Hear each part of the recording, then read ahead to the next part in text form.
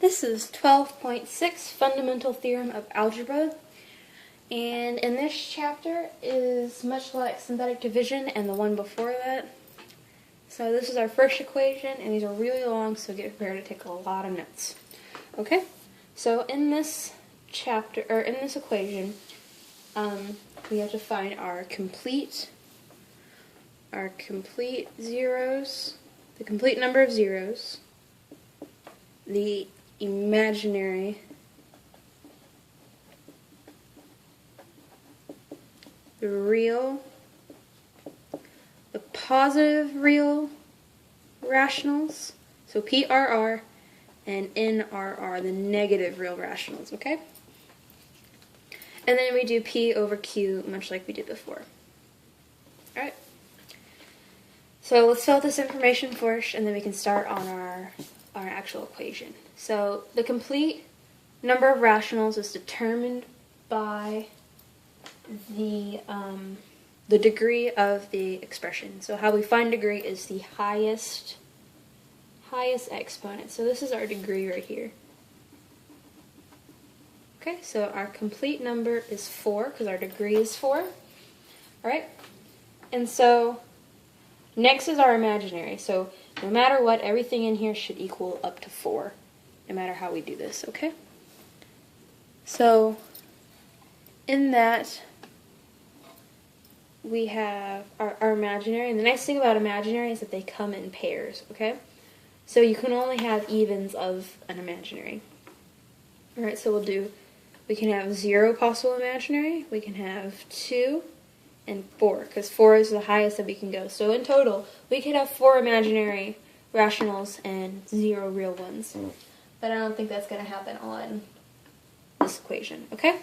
So let's R plus I equals C.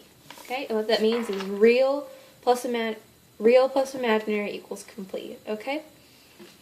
So if I have 0 imaginary and 4 complete ones, that means I'm going to have 4 real ones, because 4 plus 0 equals 4. Okay. So 4 plus 0 equals 4. All right. So if I have 2, then I can also have 2, because 2 plus 2 equals 4. And if I have 4 imaginary, 4 plus 0 equals 4, okay? So it can be any combination of these. So I could have 0 and 4, I could have 2 and 2, or 4 and 0, okay? So it just really depends on how this equation plays out, okay? Next is the positive real rationals, and that's this one right here. And to determine that, we have to check how many times this equation changes signs, okay? So technically this is a positive, the first sign is a positive, okay? So what that means is that we start with a positive, and then we change signs to a negative once, so that's 1. Change signs to a negative again, that's twice, okay? Another great thing about PRR is that they kind of come in pairs, and I'll show you what that means. Is if I have 2 positive real rationals, then I could also have 0 positive real rationals, okay? But, however, if you have an odd number of positive real rationals, then you have to keep on going until you hit 1 or 0. And odds are with a positive number, or with a odd number, you're going to hit 1 first before you hit 0. Okay, but this can never be negative. This number itself can never be negative, because you can't have a negative amount of rationals. That doesn't make any sense. Okay, to find our negative real rationals, we're going to have to multiply this by -1, and that gives me a negative, a positive, and a negative, okay? So I change signs once, and I change signs from positive to negative twice, okay? So generally these two are the same for the most part. It's very unlikely that they're going to be different. So I could have 2 real numbers, or I could have 2 positive real rationals, or 2 negative real rationals, or both. Just depends on how the equation plays out, okay? So next we have to find our p and q so that we can actually start the equation. This is just all leading up to it. And these problems are extremely long. Extremely long. Alright, so remember PQ from our last section, about our last section on, what was our last section on? Our last section on rational zeros theorem, okay? So remember P and Q. P is our constant, so here is our constant right here. This is C, okay? So we have to list all the factors of C. With that it equals positive or negative 20, positive or negative 1, positive or negative 2, positive or negative 4, positive or negative 5, positive or negative 10. Okay, those are all the real rationals, and don't forget that they go over the first term, the first coefficient, which is 1. So they all go over in positive or negative 1. Okay? So the nice thing about that is that they're all of these are this number. They're all this number because if you put something over 1, it's itself. Okay? So then next we have to find our possible rational numbers, and that's all of these right here, so we don't have to list that. And then we have to do, now we have to guess and check, okay? So here I'm going to go with positive 2. Yeah, positive 2. Okay? And don't forget that if we're missing parts of our equation, we have to fill those blanks in, okay? So if I have 1, and then that's the fourth term, then I need a third term as well, so that's 0. And now I have negative 9. And I'm missing just an x term, so I have to put in 0 again. And then positive 20. Okay? Don't forget that these are each in its own little column. And we're going to start with 2. So we have to drop 1 down. Okay? 1 times 2 is 2. 2 plus 0 is 2. 2 times 2 is 4. 4 minus 9 is 4 minus 9 is negative 5. Okay? 2 times negative 1, or negative 5, is negative 10. Okay? Negative 10 minus 0 is negative 10. Negative 10 times 2 is negative 20. Okay? So that equals out to 0, like it should. Right? So we can list 0 as one of our rationals. We'll put the rationals up here. Okay? Or we can list 2 as one of them. Just put 2 in there.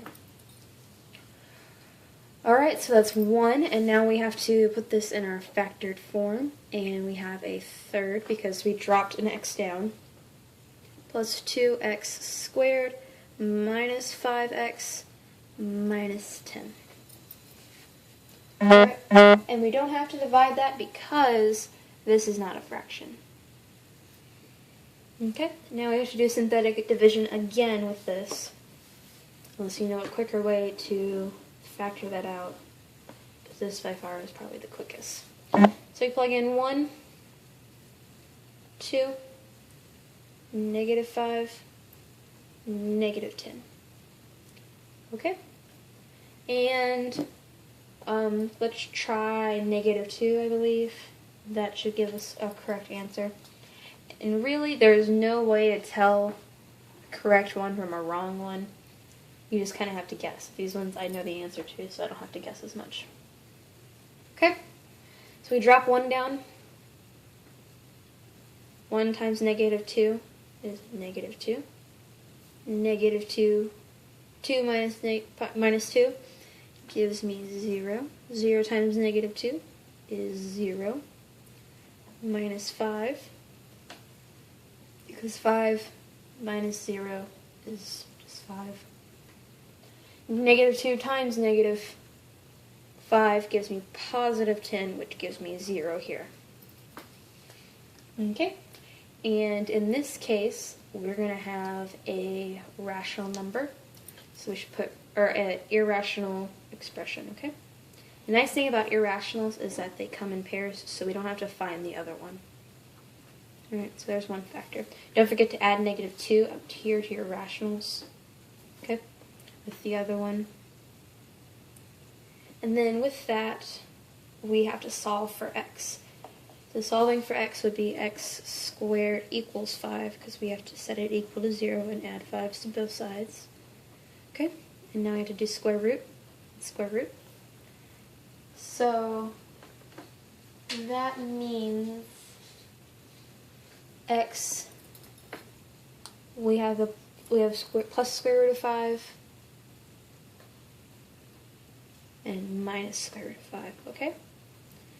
And the only reason I know it's minus is because square roots come in pairs, okay? So that's the end of this problem. It was actually surprisingly pretty quick. We're going to do another one for 12.6, and then that'll be the end of the video. Don't forget that if you happen to have fractions that you have to divide, and I think that might come up in our next one. So, you can pause the video and take notes of that.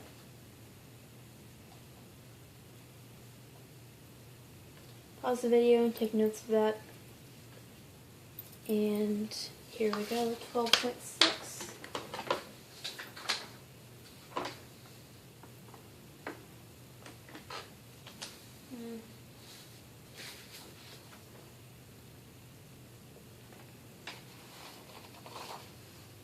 Okay, I have f of x equals x cubed minus x squared minus 5x minus 3. Okay?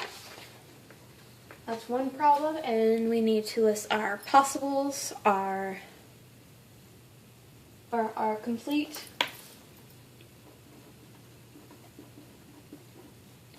our irrational, our real, or imaginary, sorry. Imaginary. Our real. Our positive real. Our negative real. And our P and our Q. Okay? So, with this, our complete is 3, because our degree is 3, right here. Our degree is 3. That means our imaginary, because it only comes in pairs, can either be 0 or 2.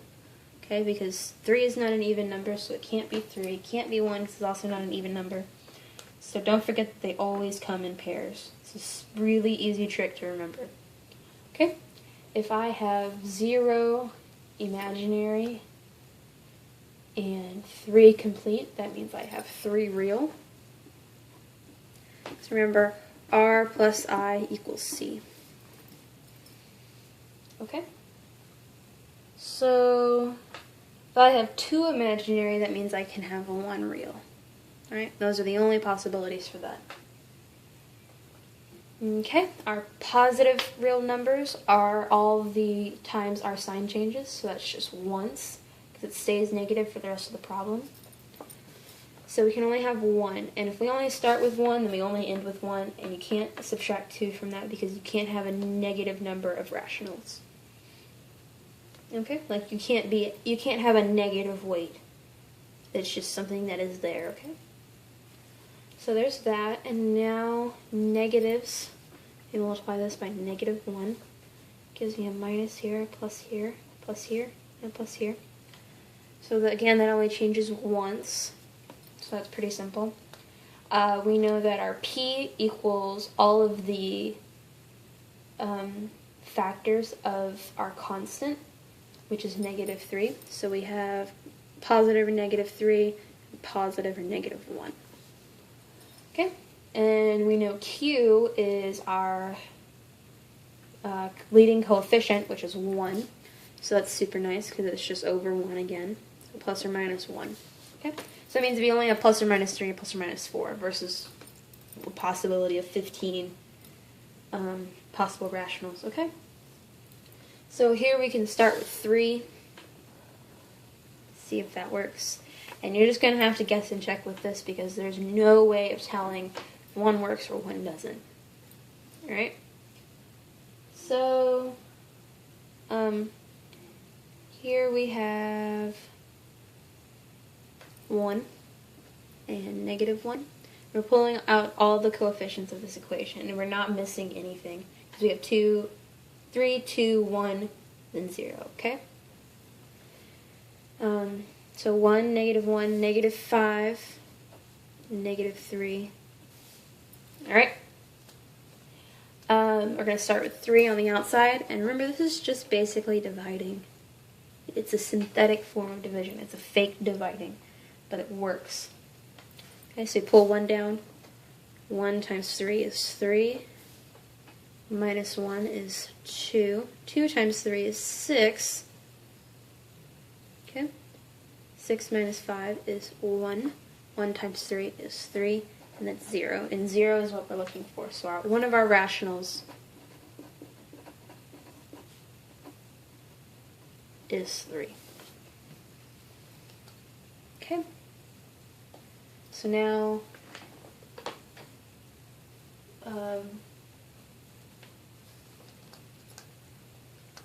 now we have our factored terms, okay? So x squared plus 2x plus 1. Here this is super simple because we can just do an ACB table of this. So ACB. And with that, we know that 1 times 1 is 1. 1 plus 1 is 2, which is what we need. So we know that 1 is a multiple. 1 is a multiple equation, or 1 is a multiple rational. And those are possible, that you most commonly see them in quadratics. Okay? That's the end of that problem. That was also surprisingly short. That's the end of the equation. If you have any other questions, you can ask them in the comments. All right, thank you.